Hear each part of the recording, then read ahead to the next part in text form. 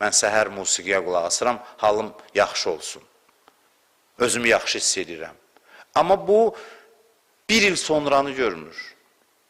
Bir il sonranı görmür. Nədir bunun əsas fəsadı? Əsas fəsadı budur ki, bunu həmişə hala gətirmək üçün kənardan bir şey lazım olacaq. Bir insanı musiqi ilə hala gətirirsən, öyrəşir, ruh tənbəlləşir, təfəkkürlə çatmalı olduğu halı kənarda səskü ilə gedir. Sonradan artıq ağlı da zəifləyir və o musiqi də ona o effekti vermir və depressiyaya düşür. Onu görə bilmir. O bugün 2 gün, 5 gün görür ki, musiqi məni hala gətirir, ondan sonranı görə bilmir. Hətta xütbələr var ki, bəzən, xütbələr var, ani olaraq səni hala gətirə bilər, çıxarsan, deyərsən, bu nə haldır, amma uzun müddətdə sənin ziyanı olar.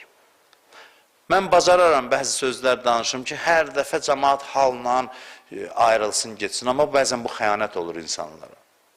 Bəzən olmaz elə halın üzərində köklənmək, qısa müddətdə hansısa bir hala düşür, tənbəlləşdirmək. Mən ona görə deyirəm ki, xütbələrə də qulaq asanda hədd müəyyən eləyin. Həmişə səni kənardan kimsə hala gətirməsin, içində o potensialı işə sal. Tənbəlləşdirirsən ruhu. Bəli, xütbə lazımdır, amma həddində. Səhərdən axşamacan onu eləsən, sonra o olmasa sən gücdən düşəcəksən və sonra o da köməyivə çatmayacaq. Çünki özünü zəiflətmirsən. Bu çox mühüm məsələdir.